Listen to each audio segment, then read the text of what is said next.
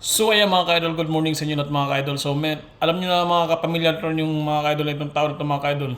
Isang sikat na creator ng vlogger ng mga ka-idol na galing pa ito sa ibang bansa mga ka-idol. Nakikita niyo mga ka-idol, kilala niyo po itong mga idol. Isa pong pinakasikat itong si idol po ito mga ka-idol ha.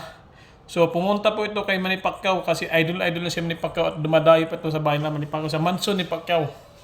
So mga ka-idol, dinumog siya sa napakaraming tao dito sa Pilipinas mga ka-idol dahil idol siya sa taong bayan ng Pilipinas.